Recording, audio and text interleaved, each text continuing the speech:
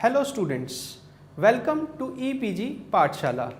I am Dr. Anup Kumar from Institute of Hotel and Tourism Management, Maharishi Dayanand University, Rohtak, Haryana. Today we are going to discuss about training and motivation in context with the hotel industry. In this module, you will be able to understand the meaning of training, the reasons for giving the training will be discussed in detail. You will also come to know about various benefits of training. There will also be discussion on various methods of training such as on-the-job training and off-the-job training. The concept of motivation and theories of motivation are also included in the module. The module also elaborates on how to motivate the employees.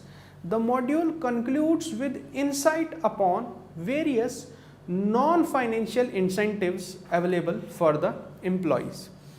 Students, let us first talk about training. After employees have been selected for various positions in an organization, providing training to them for specific tasks to which they have been assigned assumes great importance. It is true in many organizations that before an employee is fitted into a harmonious working relationship with other employees, he is given adequate training. Now let us understand the meaning and concept of training. Training is the process for providing required skills to the employees for doing the job effectively, skillfully and qualitatively. There have been many definitions given by various authors of training. Like Jack Halloran opined that training is the process of transmitting and receiving information related to problem solving. Here, what he means to suggest is that training leads to solution of a problem by sharing or receiving the information. Mathis and Jackson defined training as a learning process whereby people learn skills, concept, attitude and knowledge to aid in the achievement of goals. There is no doubt that training helps a person to grow. It helps in development of skills, knowledge and attitude that helps in achieving the goals. Ricky W. Griffin refers training to teaching operational or technical employees how to do the job for which they were hired. Gray Dessler says that training is the process of teaching new employees the basic skills they need to perform their job. So students, you have seen that training brings growth and development in the person and helps him learn, acquire knowledge and skills so that he performs his given job in proper way. Now let us know various reasons, or you may say the purpose of providing the training. The very first one is basic. These are also called as basic grounds of training or reasons to give training. New candidates who join an organization are given training for the purpose of making them familiar to the organization.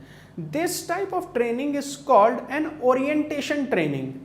The purpose of this training is to make the new candidate understand about the vision, mission, policies, rules and regulation of the organization. Not only the new candidates but also the existing employees also require training to enhance or refresh their skills and knowledge. Training is also given to update the skills and knowledge of the employees with the technological development in the organization. If any upgradation and amendment take place in the technology, training is given to cope up with these changes. For example, an organization purchases a new machinery for production. So training may be given to the employees to make them familiar about the functioning of new machine. Similarly, if a hotel purchases any software, so the training may be given to the employees for the functioning of that software. Training also requires at the time of promotion of employees. The training is given so that employees are prepared to share the responsibilities of higher level jobs. Now, let me tell you various advantages of providing the training in the organization time to time. Benefits of training. Training helps the employees to get job security and job satisfaction.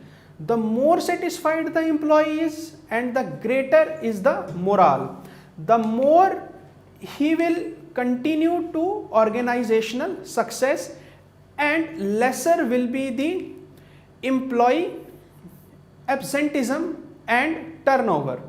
A well-trained employee will be well acquainted with the job and will need less supervision.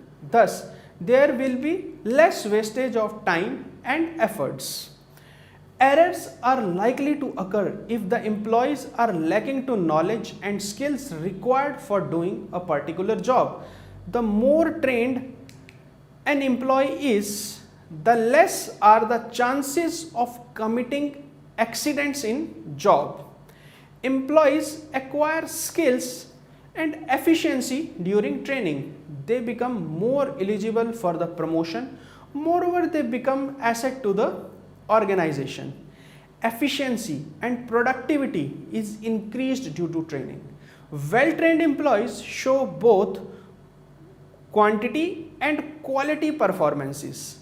There is less wastage of time, money and resources if employees are properly trained. The outcome of training is learning. A trainee learns new habits, refined skills and useful knowledge during the training that helps him improve performance. Moreover, training also helps in identifying the shortcomings of the employee and to overcome those shortcomings. Students, let us now move towards various methods of training. Methods of training, there are basically two methods of training through which knowledge and skills of employees can be improved. One is through formal training and another is through on-the-job experience. On-the-job training is very important since real learning takes place only when practices what they have studied. But it is equally important to gain knowledge through classroom learnings. Learning becomes fruitful when theory is combined with practicals.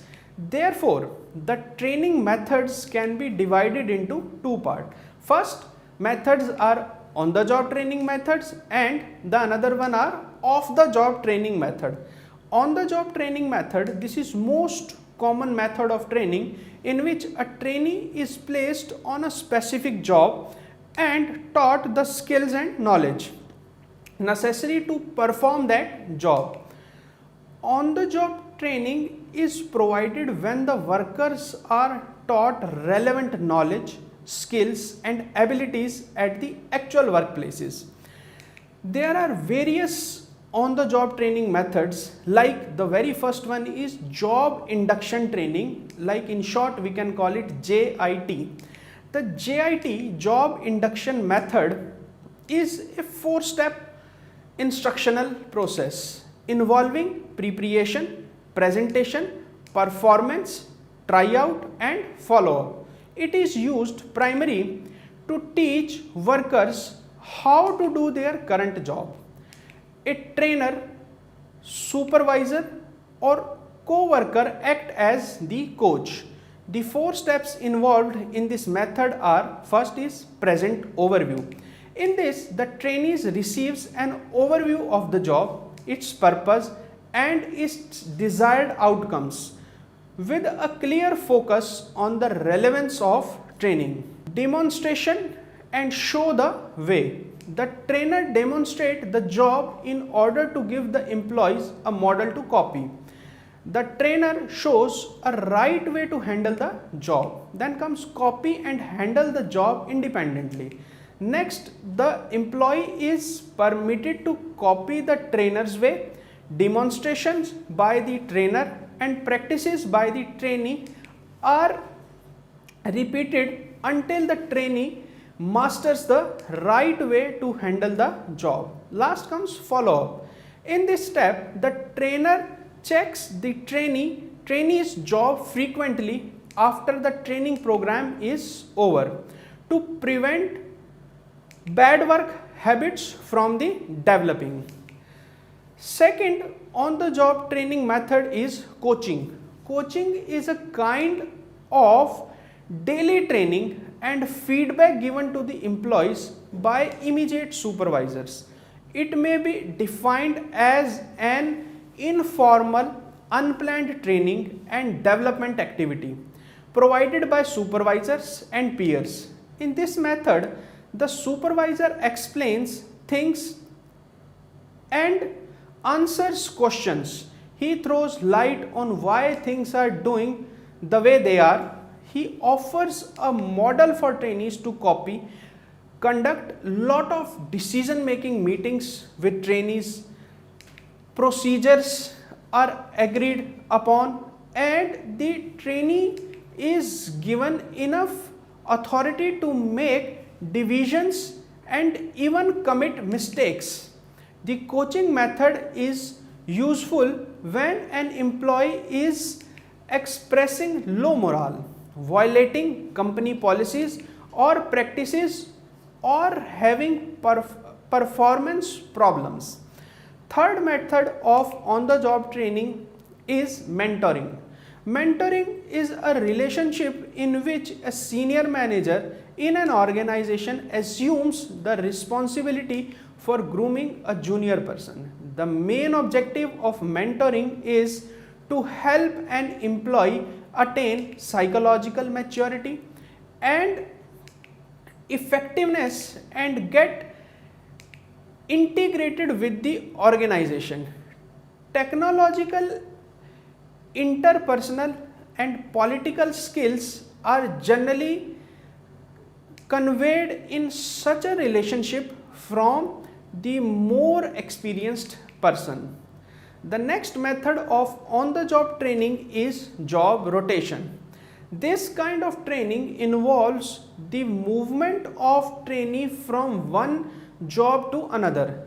This helps him to give a general understanding of how the organization and various departments of organizations functions. The purpose of job rotation is to provide trainees with a larger organizational perspective and a greater understanding of different functional areas, as well as a better sense of their own career objectives and interests.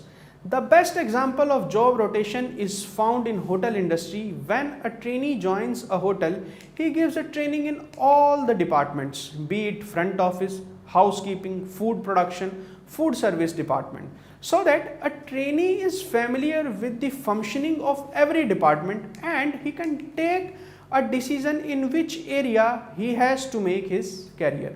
Another method of on-the-job training is apprenticeship training. An apprenticeship is a kind of on-the-job training that usually combines job training with classroom instruction in college or universities. In this kind of training, apprentices are trainees who spend a prescribed amount of time working with an experienced guide or trainer. Coaching, as explained above, is similar to apprenticeship because the coach attempts to provide a model for the trainee to copy. One important disadvantage of apprenticeship method is the uniform period of training offered to trainees. People have different abilities and learn at varied rates. Those who learn fast may quit the program in the frustration, and slow learners may need additional training time. Then comes committee assignments, is also called a method of on-the-job training. In this method, trainees are asked to solve an actual organizational problem. The trainees have to work together and offer solution to the problem. This kind of training helps the trainees to develop a team spirit and work unitedly towards a common goal. However, managers should very well understand that committee assignments could become notorious and time wasting activities, also if not properly supervised. On the job training methods are cost effective. Moreover, the immediate feedback is available which motivates the trainees to observe and learn the right way of doing things. Very few problems arise in the case of transfer of training because the employees learn in the actual work.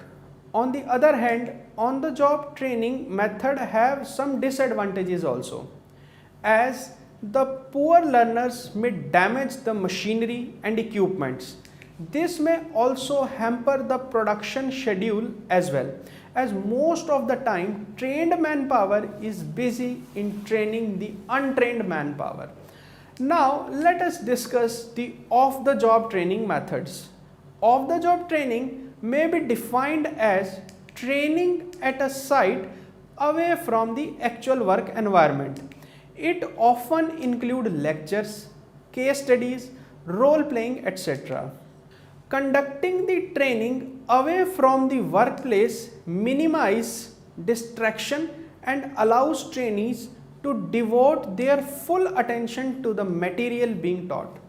Many people equate off the job training with the lecture method, but in fact very wide variety of methods can be used for giving off the job training, like classroom lectures. Classroom method or lectures method is well known to train managerial level employees in the organization.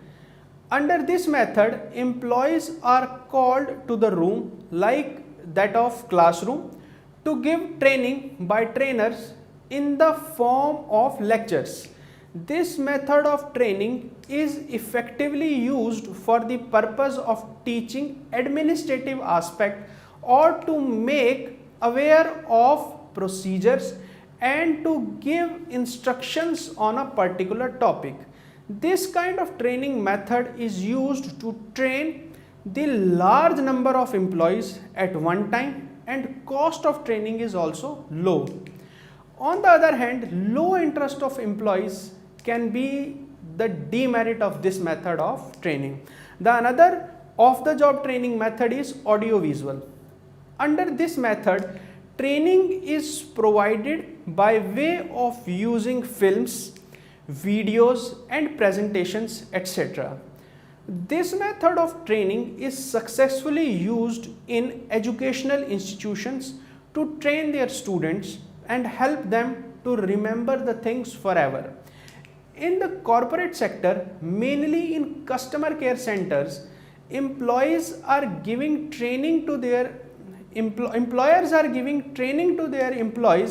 by using audiovisual materials to teach how to receive and take calls, how to behave with the guests, etc. Another method of on the job is simulation method. In this simulation training method, trainees are trained on especially designed equipment or machines seems to be really used in the field of job. This method of training is mostly used where very expensive machinery or equipments are used for performing or to handle the job. Next is case study method. It is a written description of an actual situation in the past in the same organization or somewhere else. and trainees are supposed to analyze and give their conclusions in writing. This is another method to ensure full and wholehearted participation of employees and generates good interest among them.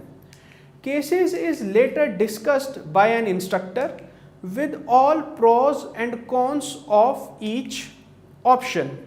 It is an ideal method to promote decision making abilities among the employees. Then comes role playing. Role playing method is also called as role reversal, sociodrama and psychodrama. Here trainees act out a given role as they would be in a stage play. Two or more trainees are assigned role in a given situation which is explained to the group.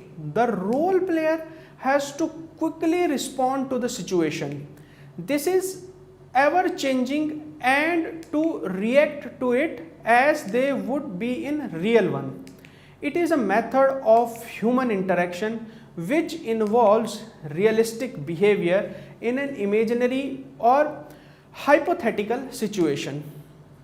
Then comes programmed instructions. This involves two essential elements. One, a step-by-step series of bits of knowledge, each building upon what has gone before, and another is a mechanism for presenting the series and checking on the trainee's knowledge. Questions are asked in proper sequence and indicators are given properly whether the answer are correct. This program may be carried out in the form of a manual or a teaching machine. Both on the job and off the job training method have their own merits and demerits. Depending upon a particular situation, the management should choose a training program for the employees. Students, we have just discussed about training. Now let us discuss the another topic which is covered in this module, and that is motivation. First of all, we'll understand what exactly motivation is. Employees' motivation is important to competitiveness and success of companies, especially during the current difficult economic condition. The main reason that managers should motivate workers to give their best efforts towards the organization is because it relates to the organizational outcomes. However, motivating the workers to do their best at work is not an easy task for the managers to do. This is because managers must know factors that can be used to motivate them to do their best or to work hard. According to Scott, motivation is a process of stimulating people to act to accomplish their desired goals. Steers et al. Defines motivation as by which a person's efforts are energized, directed, and sustained towards attaining a goal. Various authors have also given various theories to motivation. Here we have included two main theories of motivation. One is Maslow's need hierarchy theory and the another one is theory X and theory Y. Let's discuss about these two theories in length. Firstly, the Maslow's need hierarchy theory. Maslow has divided the human needs into 5 parts. He suggested that there is a fairly definite order to human needs, and until the more basic needs are adequately fulfilled, a person will not move to meet higher order needs. These 5 needs are comprised of psychological needs, safety and security needs, belongingness and love needs, self-esteem needs, and self-actualization needs. Let's discuss about these needs in a brief. Psychological needs. These needs are required to preserve human life, without which a person cannot live. These needs include need for air, water, food, clothing, shelter, rest, etc. Until each such needs are reasonably well satisfied, there remain a strong driving force. Then comes safety needs. These are the needs to feel free from economic threat and physical harm. For instance, job security, financial security, protection from animals, family security, health security, etc. Once the psychological needs are satisfied, the human being go ahead to satisfy the safety needs. Then comes the belonging and love needs. Once psychological and safety needs are satisfied, a person moves on the third type of need, which is called as belonging and love needs. These needs are concerned with love, affection, belongingness, acceptance and friendship. Man wants to be one of the gang at work. He finds a satisfaction in association with others and feel a real deprivation when it is not possible. Then comes as esteem needs. These are of two types: the desire for achievement and competence, and the desire for status and recognition. In organizational terms, people want to be good at their job. They want to feel that they are achieving something important when they perform their jobs. Last in the Maslow need hierarchy theory comes self-actualization needs. These are the needs for realizing one's potential, for becoming what one is capable of becoming. A musician wants to make music. A poet must write if he is to be ultimately happy. Maslow stresses that individual differences are greatest at this level, while for others developing useful ideas serves the same needs. According to Maslow, people attempt to satisfy their psychological needs first. As long as these are unsatisfied, they lack the motivation power to move up to the next level of needs. But fulfillment of one level of needs automatically results in a need to improve up to the next higher level. This process continues up to the need hierarchy. According to Maslow, if you want to motivate employees, you need to understand where the person currently is on at the hierarchy and focus on satisfying those needs at or above that level. So this was the Maslow need hierarchy theory. Maslow has also given a diagram which you can see in the picture also. Apart from Maslow, there is another theory of motivation which is called as theory X and theory Y. This theory was given by Douglas McGregor. Douglas McGregor proposed two distinct set of assumptions about what motivates people. One basically negatively labeled as theory X and another basically positively labeled as theory Y. Theory X contends that people have an inherent dislike of work and will avoid it whenever possible. Most people, being lazy, don't want to avoid responsibility and are relatively unambitious. Theory X says that this type of people must be controlled and directed with punishments to make them work towards organizational goal. Thus, theory X assumes that money, various benefits and threats of punishments plays a great role in putting in right track under lower order needs such as psychological and safety needs. On the other hand, theory Y presents a much more optimistic view of human nature. It assumes that people are not by nature lazy and unreliable. They will direct themselves towards objectives in their achievements are rewarded. Most people have the capacity to accept responsibility as well as they applies creativity to organizational problems. Work in such cases become as natural as play or recording. This stimulates people to reach greater heights. Last is recognition of work. Recognition and appreciation of work as a tonic effect on psychology of employees. The employees should be appreciated when they do an outstanding job. Individual must be recognized in front of others. So these were some of the non-financial incentives which works as a motivator for the employees. Now students, let's come to a conclusion. You must have noticed that in any kind of business, human resources are the most powerful sources. Staff training is a very essential part of human resource management.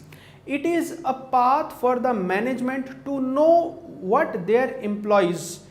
It is a way to help employees to make best use of their own abilities, and it is a method to assist employees to become more professional or what they do. Every business has some set goals which they want to achieve. The managers must inspire, encourage the people to accomplish these desired goals. Properly motivated employees can produce excellent results by putting facilities to good use. Therefore, this module is designed in such a way which clears the concept of training, why training is given, benefits of training, and various methods and theories of training. Thank you.